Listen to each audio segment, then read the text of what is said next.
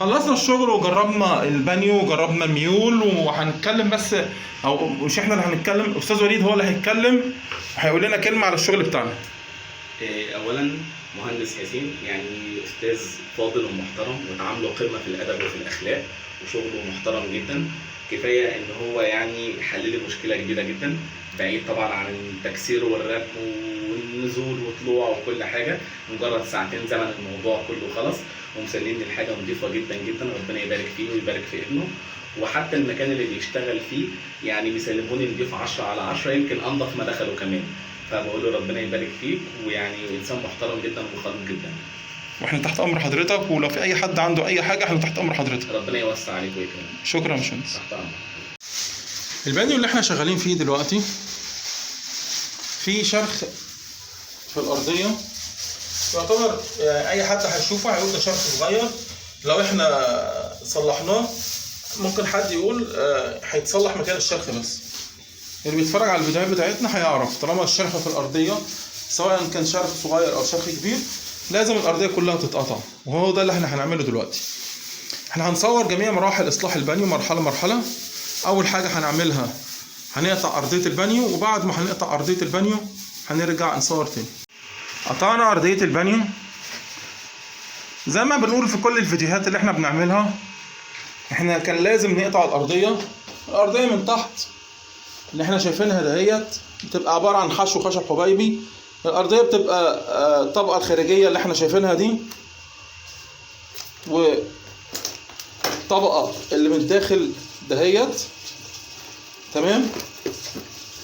وفي النص ما بينهم عباره عن لوح خشب، احنا شايفين اهو، ده لوح خشب يا جماعه اهو، لوح خشب حبيبي.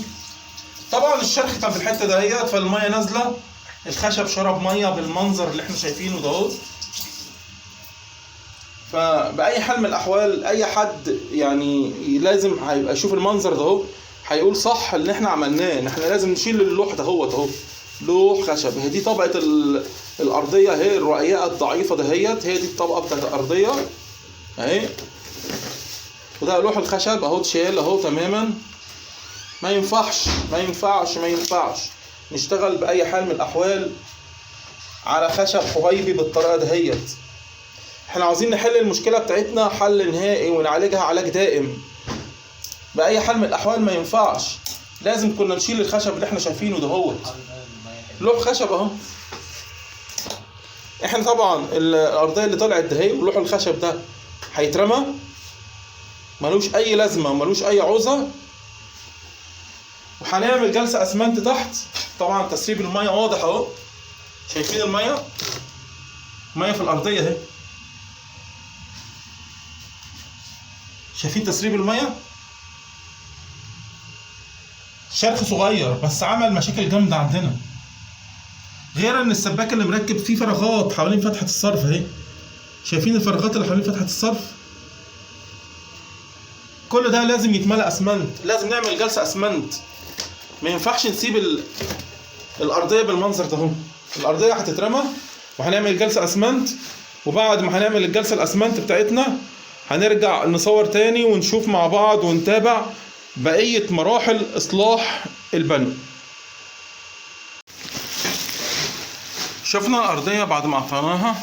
الأرضية اللي احنا شفناها له الخشب الحبيبي اللي احنا شفناه ده اتشال اترمى، طبعا ملوش أي عوزة ملوش أي لازمة. نضفنا كويس وعملنا الجلسة الأسمنت اللي احنا شايفينها دلوقتي.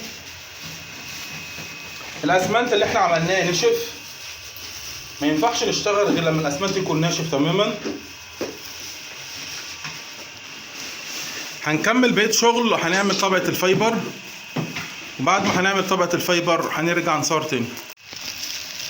عملنا طبقة فايبر جلاس للأرضية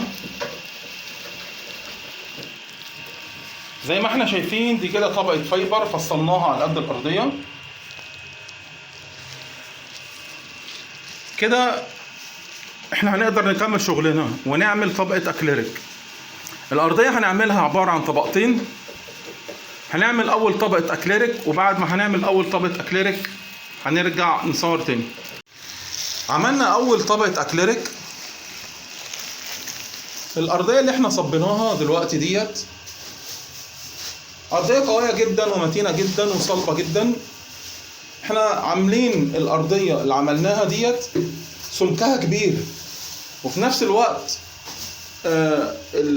الارضيه لما جينا عملناها صبيناها في مكانها، فعشان كده الارضيه صلبه. هنجربه مع بعض وهنشوف مدى صلابه الارضيه وقوتها ومتانتها اهي. انا هحاول اخبط في كل حته في الارضيه حوالين فتحه الصرف، الحته اللي كانت فاضيه اهي اهي، في الحرف في الجنب في الاخر اهو. الصوت طبعا باين اكننا بنخبط على رخام بالظبط. وزياده في التاكيد كمان عشان نعرف مدى قوه وصلابه الشغل اهو اهو اهي تاني اهو. انا بهبط بكل قوتي اهو بظهر المسطرين الحته المدببه اهي اهي بكل قوتي اهو، بعمل اهو عشان اوريكم ازاي ان الارضيه قويه. لو بانيو جديد مستحيل حد هيعمل خبطه واحده بس من دي كده اهو اهي. لو بانيو جديد هيتشرخ او هيتكسر. احنا بنعمل بكل ثقه علشان الارضيه عاملين سمكها كبير زي ما قلنا، وزياده على اللي احنا عملناه دهوت لسه هنعمل ارضيه تانيه طبقه تانيه نفس اللي احنا شايفينها دي هنعملها تاني، بس هنعملها بلون البانيو. يعني قوه ومتانه الارضيه اللي احنا شايفينها دي هتبقى الضعف بعد ما نعمل الطبقه التانيه. هنعمل الطبقه التانيه اللي هي هتكون الفينش، وبعد ما هنعملها هنرجع نصور تاني. خلصنا شغلنا وعملنا الارضيه وعملنا الطبقه التانيه، وهنفتح ميه علشان نشوف مع بعض الميول.